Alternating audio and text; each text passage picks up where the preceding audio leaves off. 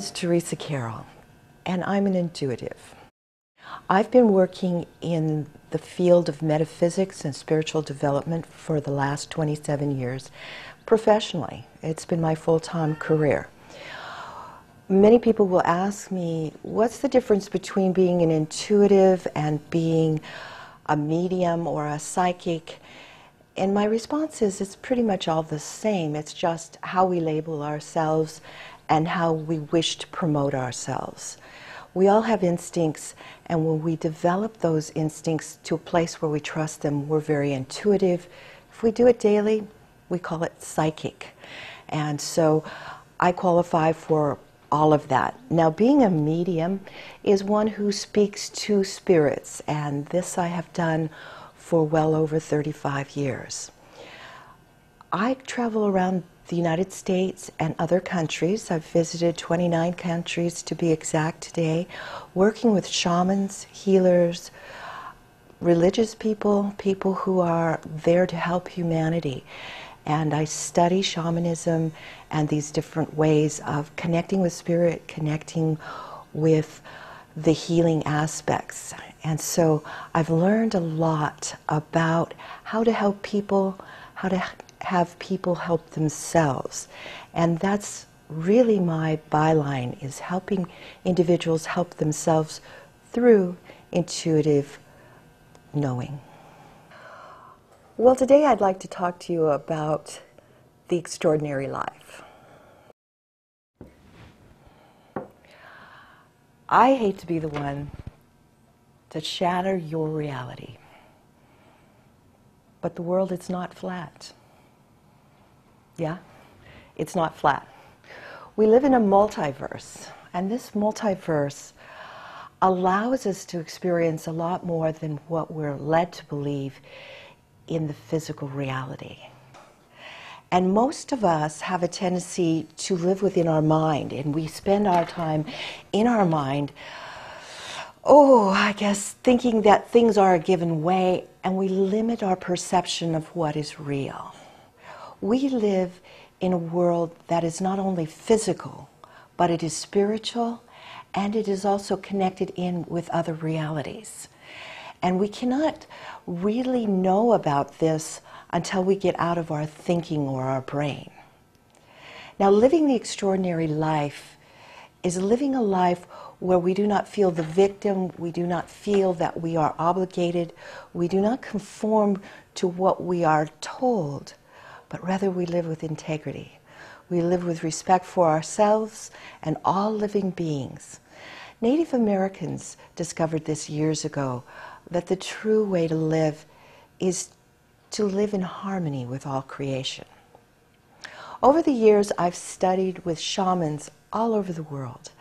And when I sit, whether it's in a kiva in Chile or in the mountains in Vancouver area of Canada, what I have found is they all say the same thing, is that we are part of a spiritual reality.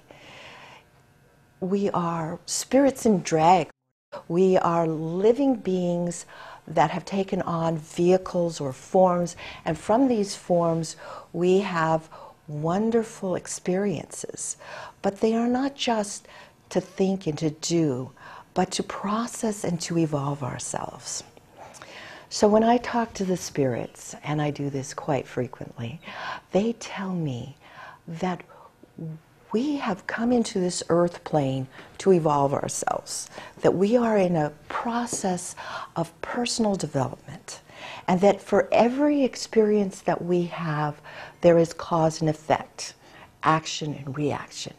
And in being in this situation, we allow ourselves to experience things, process them, and then come to new realizations. Thus, each time we have an experience, we transcend our previous reaction to it. So therefore, we become more action, interaction, bringing ourselves to results or realizations that transcend us. Now, living in a world that is not flat, that means that we can create beyond our limited thinking that if we believe that only what we see, feel, and have been told is ours, that's all we will receive in our lives. But there is a law that we call manifestation. And manifestation is the ability to have that which we desire. Now, we have to go back to the concept of respect and integrity. It is not that we can ask for that which belongs to another, but we can manifest for ourselves that which is uniquely ours. And we can, through that, become able to experience and have everything uniquely individualized. Shamans throughout the ages have taught us that imagination is not fantasy or make-believe or even pretend. Imagination is how the soul sees. How much time have you given to thinking about your soul and what that truly is? Now, often there's confusion between what is the soul and what is the spirit. And I like to look at it this way. Your soul is your specific DNA patterns that make you individually. Or if you'd like to think of it that way, the initial conception of who you are as an individual. And the spirit is the breath of the divine that is in all living things. And as it was breathed into you, it brought your DNA to life.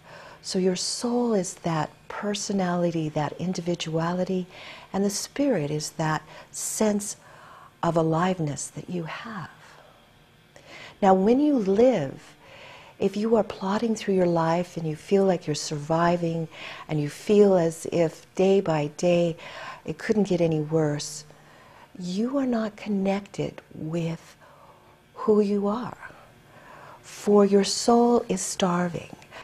That sense of depression, that sense of despair, that is when your soul is saying, feed me. Give me something extraordinary to live for. I came into this reality as a free being, aware of my eternity, and you are now limiting me and shutting me down and literally punishing me by not allowing me the freedom to be.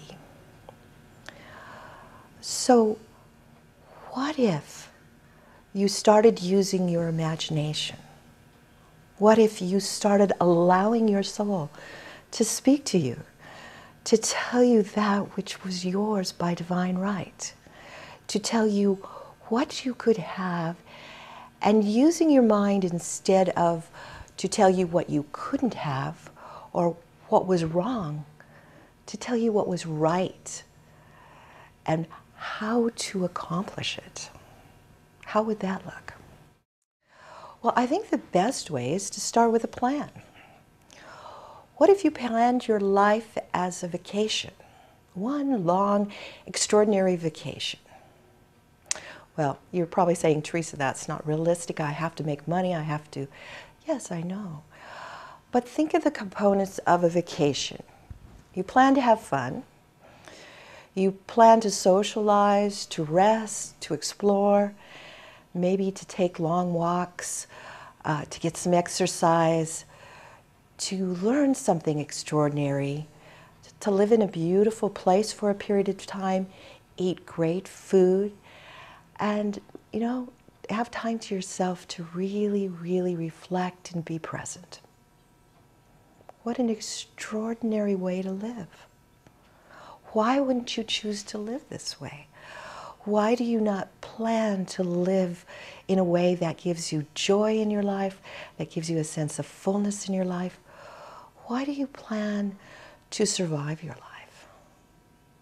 I can see someone's tombstone. Here lies so-and-so. She survived her life. Wouldn't you rather your tombstone says, out playing, catch me on the other side? Have an extraordinary life. Now, shamans, when they talk about the imagination, what they want to teach us is the quality of manifestation. And manifestation comes not by wishful thinking. It comes by having clear focus and allowing that which is already yours to come to you. Now that's a kind of an interesting concept. How can it already be yours if you don't have it? Think about the word manifest. If you look it up in Webster's, you will find that is cargo. It is a list or recording of possessions in your cargo hold. So if it's already there for you, it's stored somewhere, waiting for you to pull it out, what would it take for you to open your mind and invite that which you desire into your life? This is what we call manifesting. Now, it's important to realize when you work with manifesting not to use words or ideas that contradict what you want to accomplish. Let's start with this. Say that you want to improve your income. By saying, I want, I desire, I need, leaves you wanting, desiring, and needing. So you want to use words like I celebrate, I enjoy, I am flush or abundant. Words that really talk about what you want. Because words have an incredible power. And as you're talking about what you desire, you may need to restate that and say, I now double my income. I now triple my income. I now have more than I could ever use in the way of funds. But begin to see words as, let's say, messengers to spirit saying to you that whatever you ask for, you will get. So hear what you're saying. Are you saying this is a piece of crap? And are you having lots of crap in your life? Are you saying this pisses me off and you're finding you're having kidney opportunities? What's going on in your life? So if we go back to the idea of having an extraordinary life, if you really honestly sit down and ask yourself what you wanted out of life, would you want everything that you have?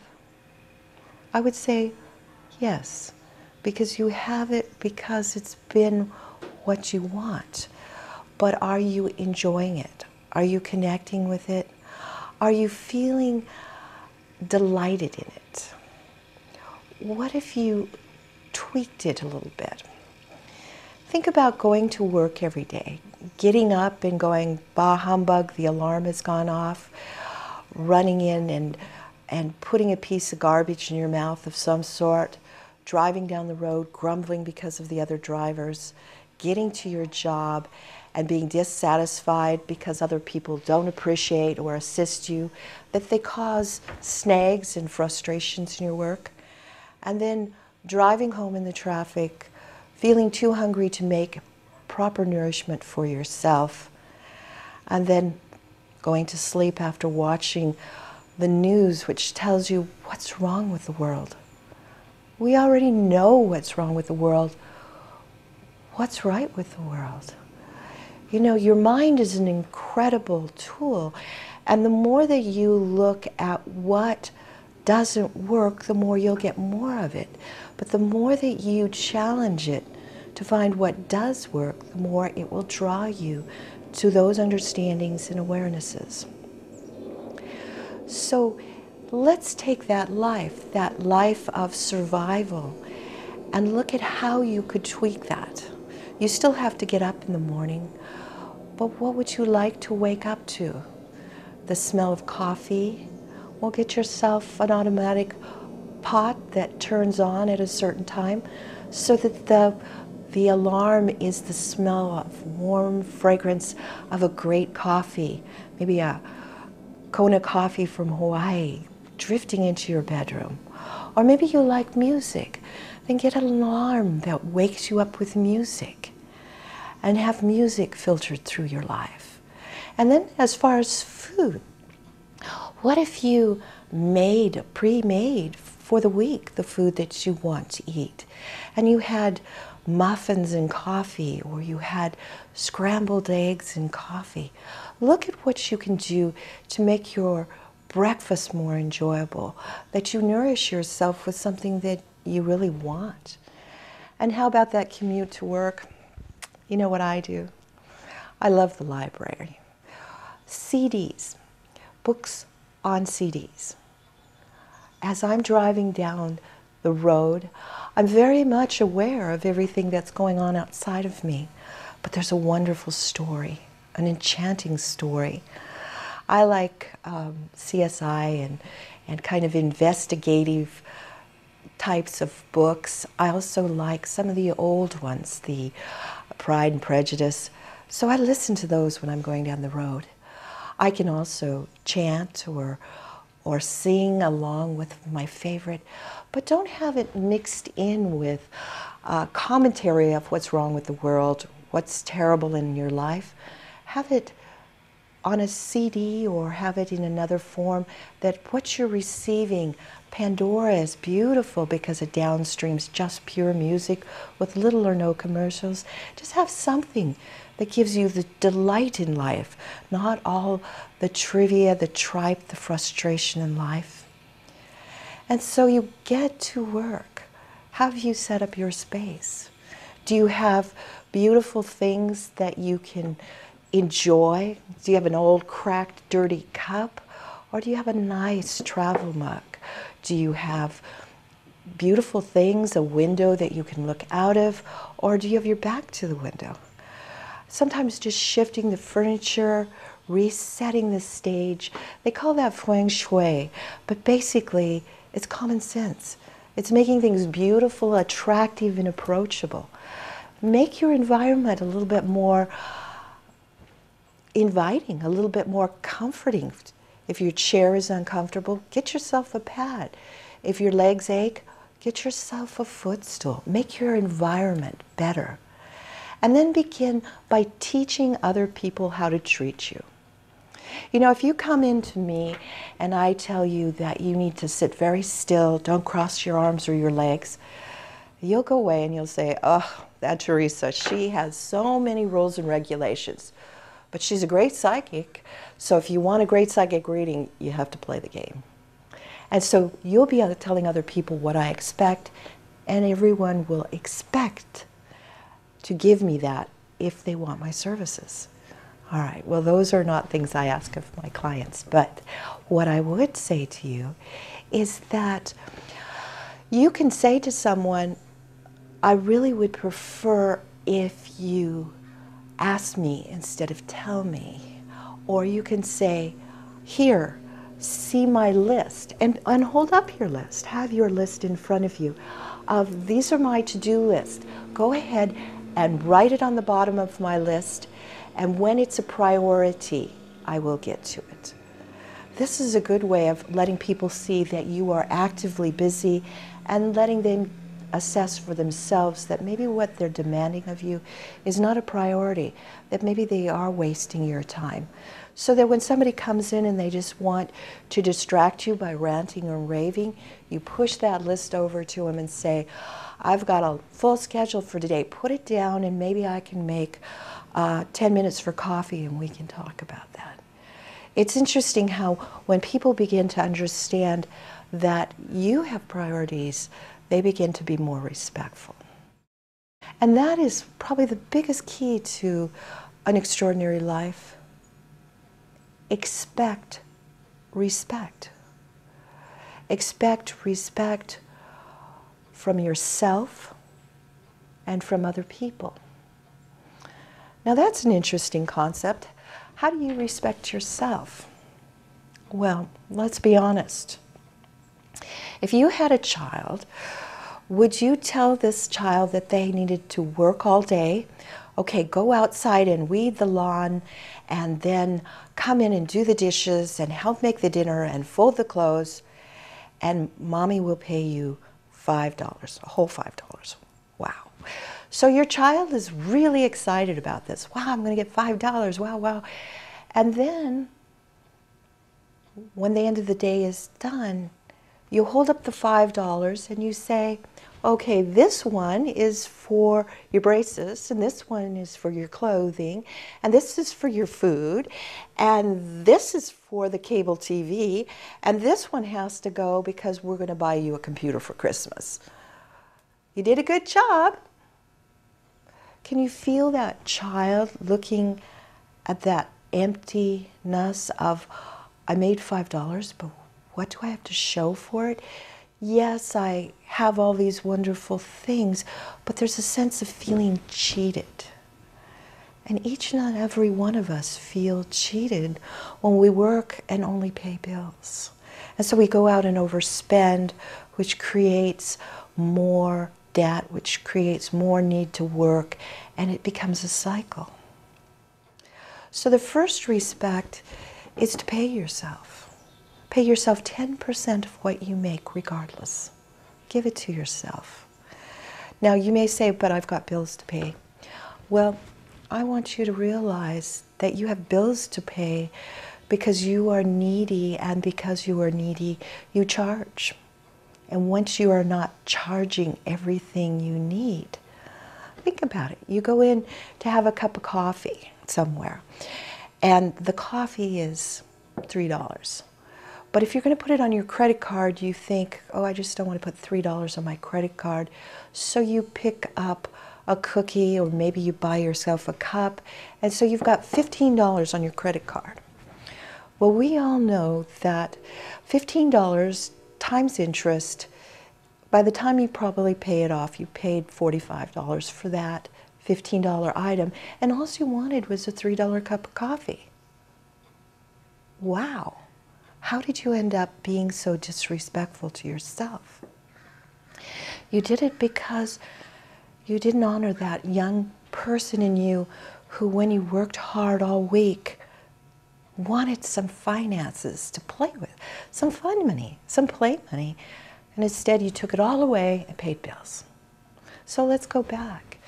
If you were the loving parent, wouldn't you at least leave your child with $1 out of the $5 that they had earned, or even more? So begin paying yourself, and what you're going to find as you pay yourself is that you have money. You have money all the time, and you have less debt. Because psychologically, and test this one out for yourself, psychologically, when you have money in your pocket, you don't charge as much.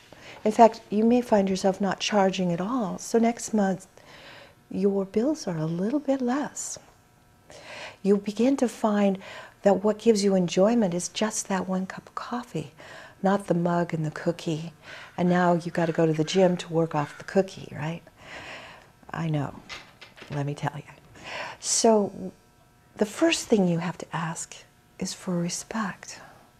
So when you begin to teach other people how to treat you, begin by being really clear that you expect respect, that you live a life of integrity based on your values, not on someone else's values. And as a life of integrity, you begin to open yourself to perceive that you are not part of a flat world, but a multiverse. So let's go back to the idea of a multiverse. You know how to function in a physical reality. But did you know that our physical bodies show us what we need to know about the reality we live in? There's a metaphysical saying, as above, so below, as below, so above. This is one of the 7 Hermetic principles. Now, these are the rules of our reality. And what this means is that if you look in a microscope, you will pretty much have the same view that you have looking in a telescope. That we are a microcosm of a macrocosm and a macrocosm of a microcosm. So that anything you know, like take our physical body, you will have an understanding about our reality. And so let me take that a little further. If you look inside this physical body, you will find a pulmonary system, the lungs, right? And you will find I guess they call it respiratory, and then the heart, and that's the cardiovascular system, and the digestive system, the endocrine system, the elimination system. Oh, it's all in there, right? Well, we've got a nervous system. When you think about it, if you lived in the heart, you might not be aware of the lungs or the brain or the digestion, but it's all part of your reality. You have to have that oxygen coming in. You have to have that food coming in, and you have to have the elimination of the toxins. You have to have the glandular system functioning, or it just isn't totally in balance. And so it is that we live in a reality that in our reality there's a lot more coming in and influencing us that we are not aware of. And that is what we call the spiritual realms, or different dimensions. Now, I'm going to separate those because I want you to realize that not everything in another dimension is spiritual, but everything in this reality is spiritual. Now, that's kind of a crazy comment, isn't it? Everything in this reality is spiritual.